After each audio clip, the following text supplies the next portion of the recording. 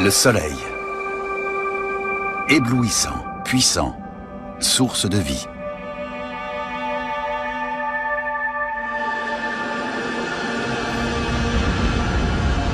Un jour pourtant, il deviendra notre ennemi.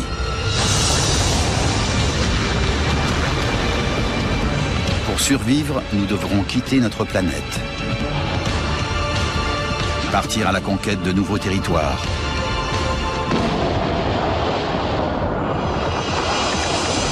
Et transformer d'autres mondes pour recréer celui que nous aurons laissé derrière nous.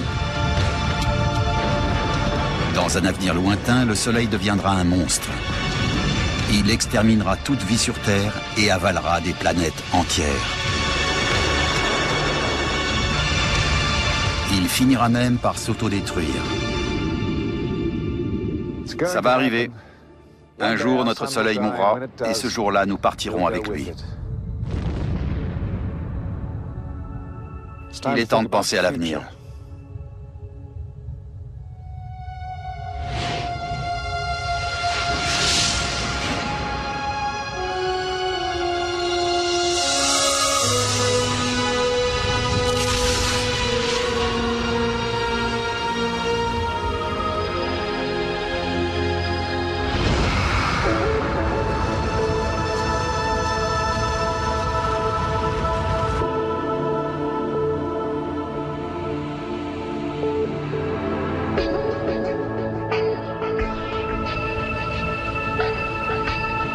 Voilà 4,5 milliards d'années que le Soleil nourrit la Terre.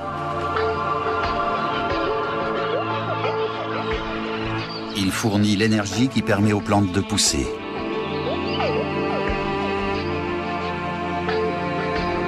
C'est grâce à lui que la vie peut exister. Mais tout cela va changer.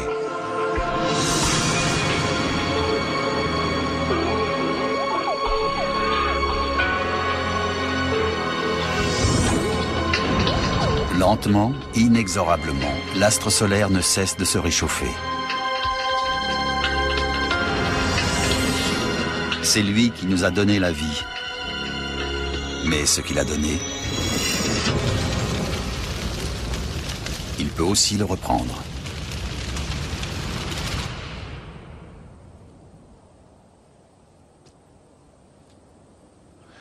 Pour garantir aux êtres humains un avenir à long terme, nous devons abandonner notre planète et découvrir de nouveaux territoires à coloniser.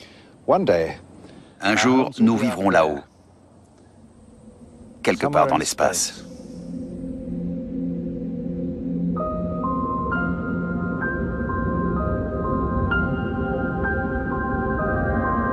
Dans le futur lointain, c'est peut-être là que nous chercherons refuge. Dans l'espace, où il faudra trouver de nouveaux mondes susceptibles de nous accueillir.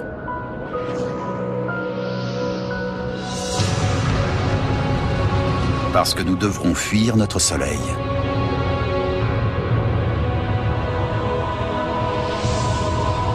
Certains de ces mondes nécessiteront un effort d'adaptation. D'autres ressembleront peut-être à la Terre.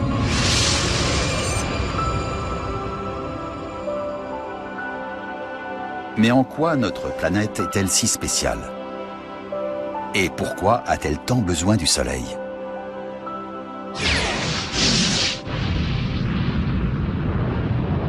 Observons le Soleil tel qu'il est aujourd'hui.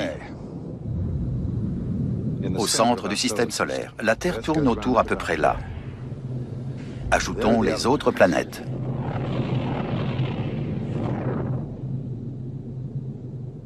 Si notre planète abrite la vie, c'est parce qu'elle est juste à la bonne distance d'un Soleil. Plus près, on cuirait. Plus loin, on gèlerait. Nous vivons dans une zone de sécurité qui convient parfaitement à la vie. Le problème, c'est que cette zone se déplace. Le Soleil se réchauffe et du coup, la zone propice à la vie ne cesse de s'éloigner. La Terre finira forcément par sortir de cette zone de sécurité. Ce jour-là, nous serons condamnés. Notre planète mourra.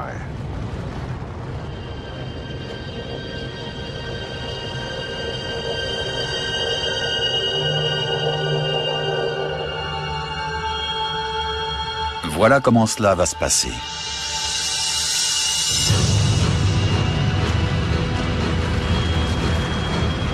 À mesure que le Soleil consomme l'énergie provenant de son noyau, sa température s'élève. Lorsqu'il sera 5% plus chaud qu'aujourd'hui, toute la végétation sur Terre mourra.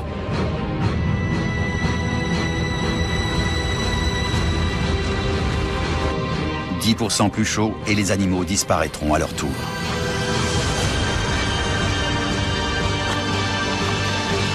15% plus chaud et les fleuves et les océans s'évaporeront en gigantesques bancs de nuages qui retiendront encore davantage la chaleur. Dans le futur lointain, la vie sur Terre deviendra impossible. Et on ne peut rien faire pour l'empêcher. Mais qu'adviendra-t-il de nous ?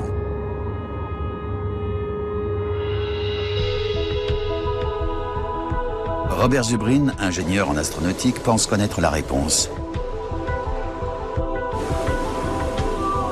Il veut nous trouver un nouvel endroit où habiter. Il n'y a qu'une alternative. On peut se développer, coloniser et voyager dans l'espace, ou on peut disparaître. Non seulement nous disparaîtrons, mais à moins de voyager dans l'espace et d'emmener la vie terrestre avec nous dans l'univers, toute cette vie disparaîtra aussi.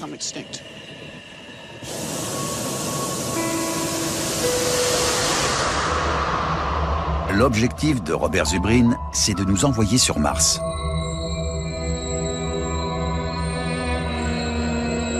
Aujourd'hui, la planète rouge est froide et hostile. Les températures tombent souvent à 100 degrés au-dessous de zéro et l'atmosphère est 200 fois moins dense que la nôtre. Si quelqu'un s'aventurait à la surface de Mars sans protection, il mourrait en quelques secondes.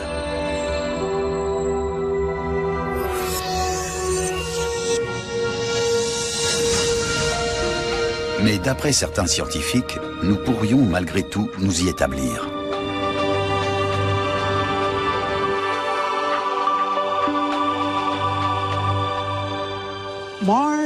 Mars est la seule autre planète de notre système solaire qui abrite toutes les ressources nécessaires à la vie. L'eau est à la surface sous forme de glace et de permafrost, mais elle est là.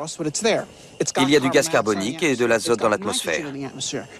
Si les hommes apprennent à développer des techniques pour utiliser ces ressources, nous pourrons faire de Mars un lieu susceptible d'accueillir les êtres humains. Un nouveau monde pour notre postérité.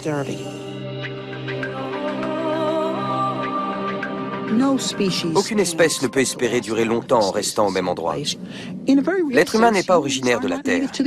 Nous ne venons pas d'Amérique du Nord ni d'Europe, mais du Kenya. Nous sommes des animaux tropicaux à la peau glabre et aux bras fins et longs. Mais nous avons colonisé la Terre en nous montrant créatifs. L'homme est un inventeur. Il a su s'adapter à l'Europe des glaciations et il saura s'adapter à Mars et aux autres planètes. Dans un coin reculé du Canada, les chercheurs se préparent déjà à vivre en pionniers sur la planète rouge.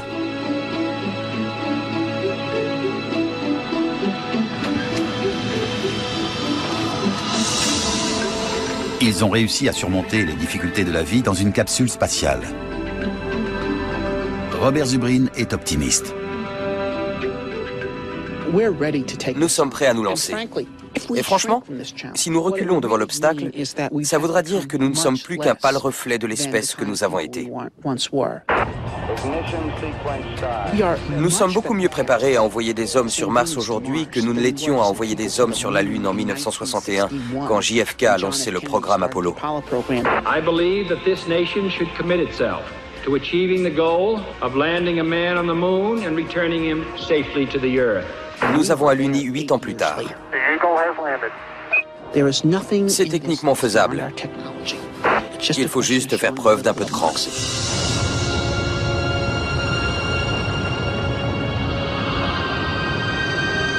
À en croire Robert Zubrin, nous avons déjà la technologie.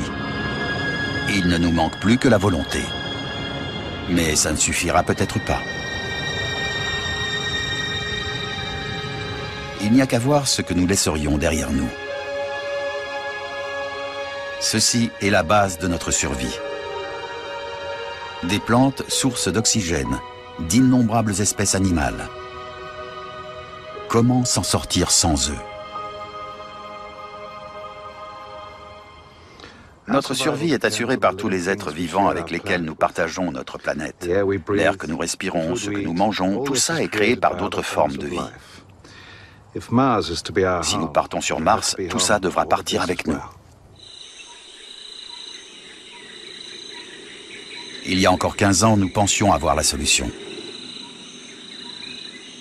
Voici Biosphère 2, un immense dôme de verre étanche d'une superficie de 12 700 m² en plein désert de l'Arizona.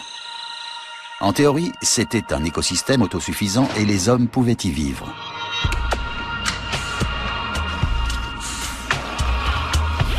Les arbres produisaient de l'oxygène tandis que les nuages et les océans artificiels régulaient le climat.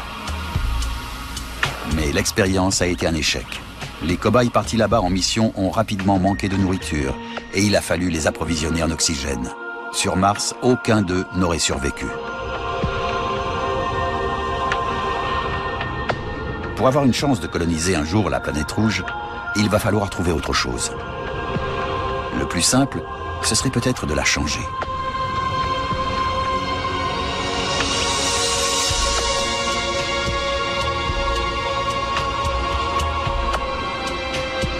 On appelle ça la terraformation. Il s'agit de transformer une planète inhabitable de façon à pouvoir y vivre.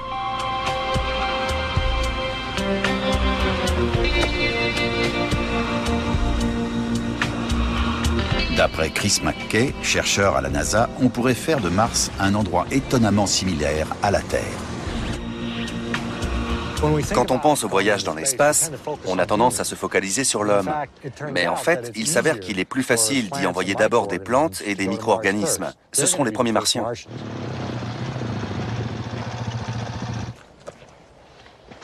Dans la vallée de la mort en Californie, Chris McKay cherche les organismes les plus robustes de la planète.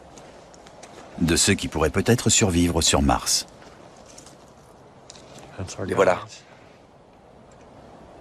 Ces traînées verdâtres sont des algues, des organismes microscopiques qui prospèrent même dans le climat hostile et changeant de la vallée de la mort.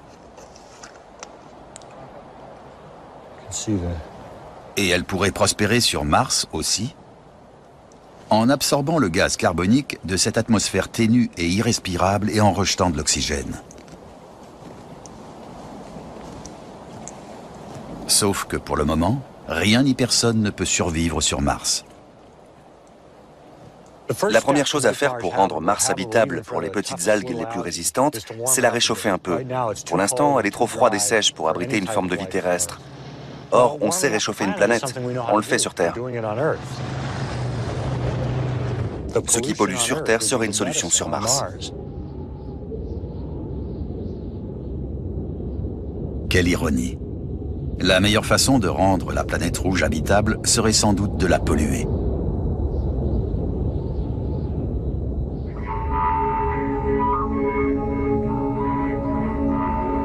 Voilà comment on ferait.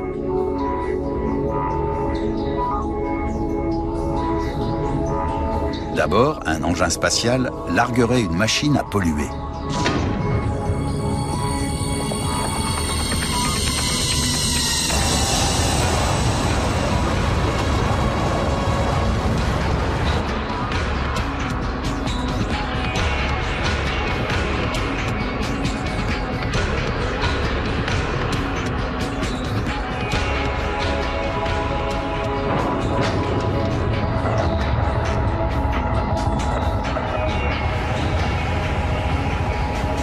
L'appareil aurait pour fonction d'aspirer un mélange de poussière et d'atmosphère martienne et de les transformer en nouveaux composants chimiques.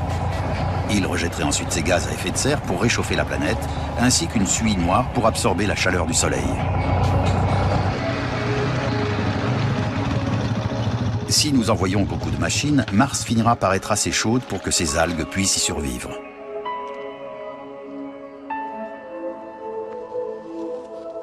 Elles commenceront alors à produire de l'oxygène. Mais pour accélérer le processus, il nous faudrait des sources d'oxygène plus efficaces. Et nous n'en connaissons pas de meilleures que les plantes et les arbres.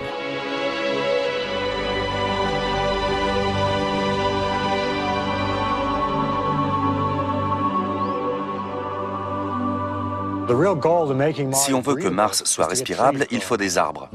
Ces arbres rendront la planète habitable. Après, ça peut aller très vite. Dès que le niveau d'oxygène augmentera, des insectes, puis des petits animaux, et enfin des grands animaux, et peut-être même des hommes pourront survivre naturellement.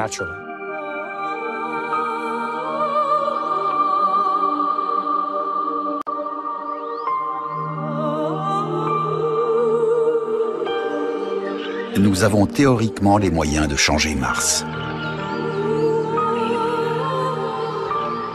Voilà le calendrier. D'ici 50 ans, on envoie des hommes sur Mars.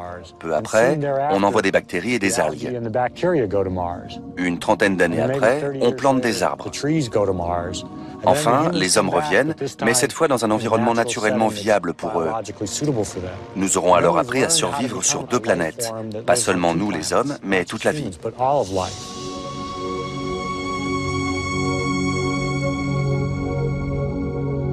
C'est un projet étonnant et très audacieux.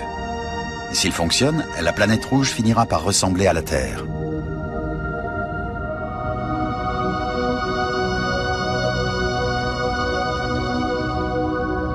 Mais Mars non plus ne durera pas éternellement.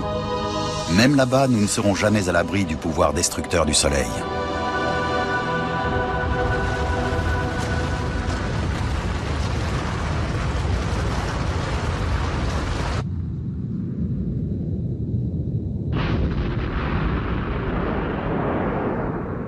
Plus le Soleil se réchauffe et plus la zone de sécurité propice à la vie s'éloigne. Ça, c'est Mars. La Terre est morte, c'est ici que nous vivons. Grâce à la terraformation, on se croirait presque sur la Terre. Et grâce au réchauffement du Soleil, Mars est maintenant dans la zone de sécurité. Le problème, c'est que le Soleil continue à se réchauffer. Un jour ou l'autre, Mars sortira à son tour de la zone de sécurité. Où irons-nous donc après?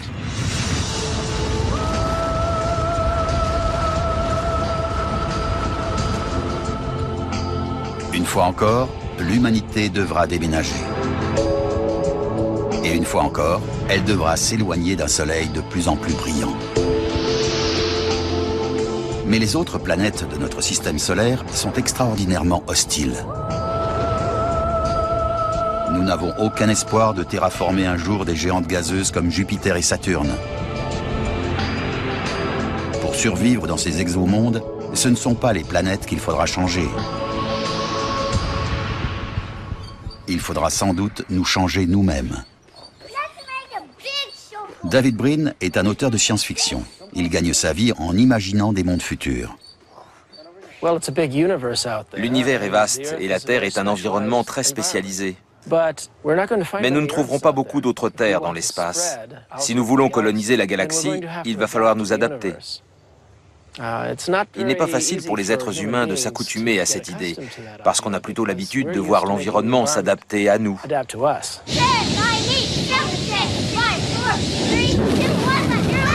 Décollage!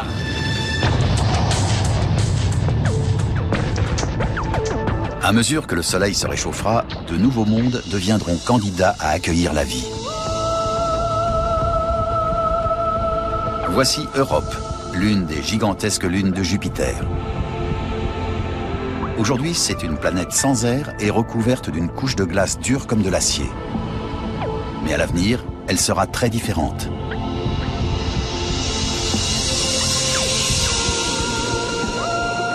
La glace aura fondu. Europe sera devenue un monde océanique. Après Mars, c'est peut-être ici que nous viendrons nous installer.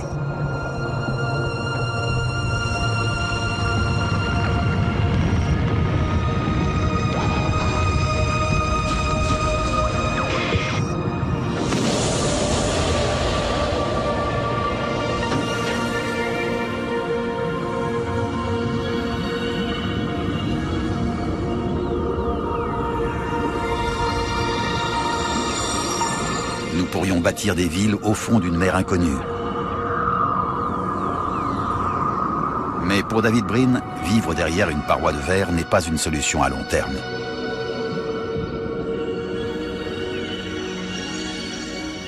Nous envisageons d'aller sur d'autres planètes. Au début, nous porterons des combinaisons spatiales et nous vivrons sous des dômes.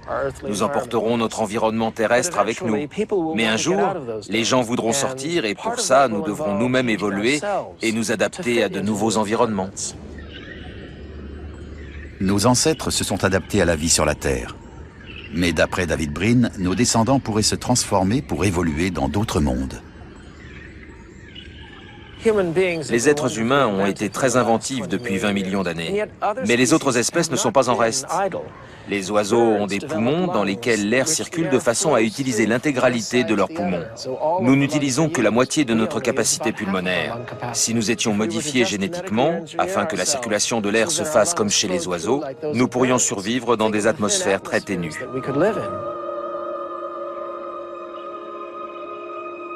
Ne serait-ce pas formidable de pouvoir hiberner comme un ours?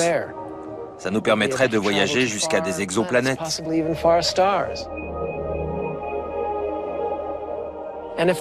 Et si des astronautes vivent en apesanteur, ils finiront par en avoir marre de se coltiner un tiers de leur poids dans des jambes inutiles qui ne leur serviront plus qu'à repousser les murs.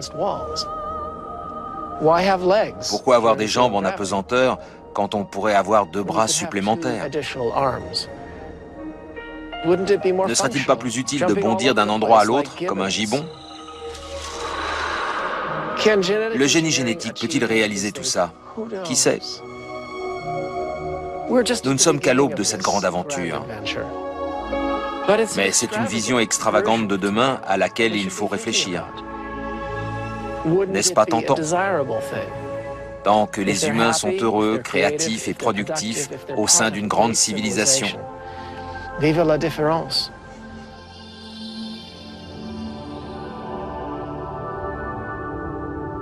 Nous en sommes réduits aux hypothèses. À quoi ressembleront nos descendants? Seul l'avenir le dira.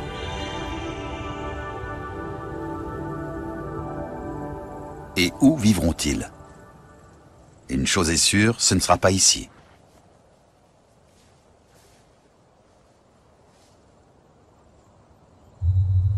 Ce n'est pas seulement que le Soleil aura brûlé toute vie sur Terre. La planète elle-même n'existera plus. Tout ce que nous connaissons aura disparu. Dans le futur lointain, notre Soleil deviendra un monstre.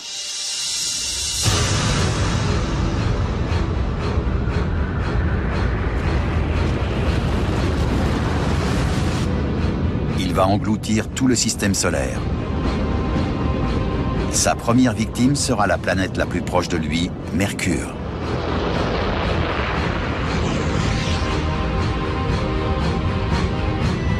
Vénus est la suivante, transformée en une boule de matière en fusion.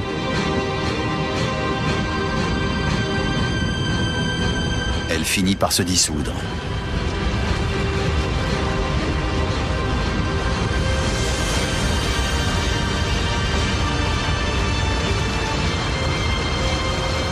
Le Soleil continue à grossir. Il fait 160 fois sa taille initiale et il est 2000 fois plus chaud. Sa prochaine victime est la Terre.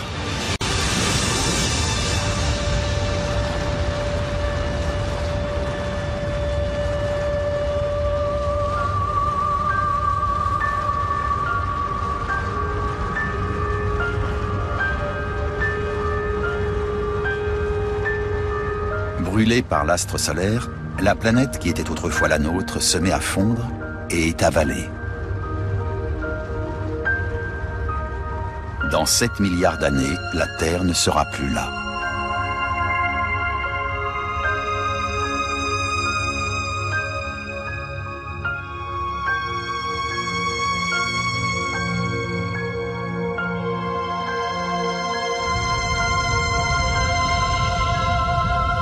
Aujourd'hui, la question reste entière. Le destin de notre planète est-il aussi le nôtre? Pouvons-nous réellement survivre à la mort de la Terre? Regardez où nous en sommes et voyez le chemin parcouru.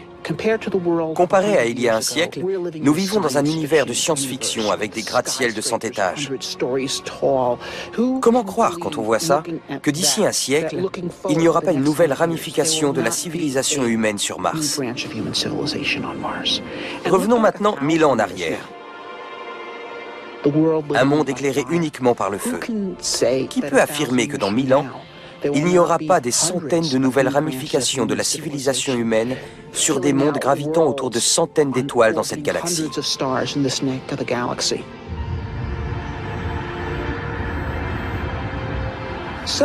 Certaines personnes pensent que nous vivons la fin de l'histoire, mais je ne suis pas d'accord. Je pense que nous vivons l'aube des temps. Nous assistons à la création. C'est une époque radieuse. Nous sommes peut-être la seule forme de vie dans toute la galaxie et l'univers. Ça ne fait qu'accroître la nécessité pour nous, les êtres humains, de disséminer la vie au-delà de la Terre.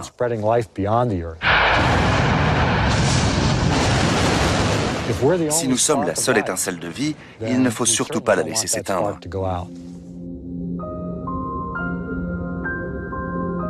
Aujourd'hui, les scientifiques imaginent déjà des lendemains étranges et lointains pour notre espèce.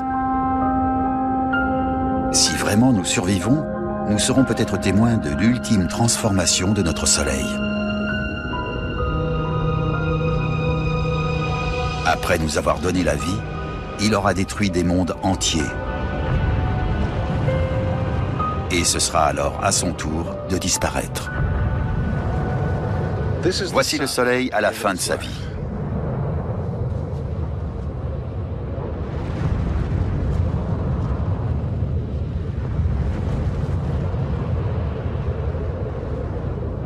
Une couche après l'autre, il est en train de se désagréger. De gigantesques traînées de matière d'étoiles dérivent dans l'espace. Le processus a pris des millions d'années, mais sa conclusion est inévitable. C'est la mort de notre Soleil.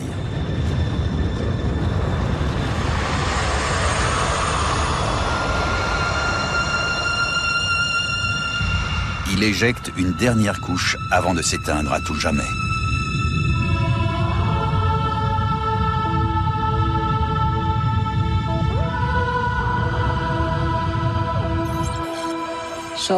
Un jour, le Soleil disparaîtra. Cet événement sera-t-il important pour nos descendants dans plusieurs milliards d'années? Je ne crois pas, parce qu'ils auront alors déjà observé ce phénomène sur quantité d'autres étoiles. Mais s'ils y pensaient, ils pourraient remercier leurs ancêtres de ne pas être restés sur leur petit monde à attendre la fin et d'avoir plutôt choisi de partir à la conquête de l'univers, rendant ainsi leur vie possible.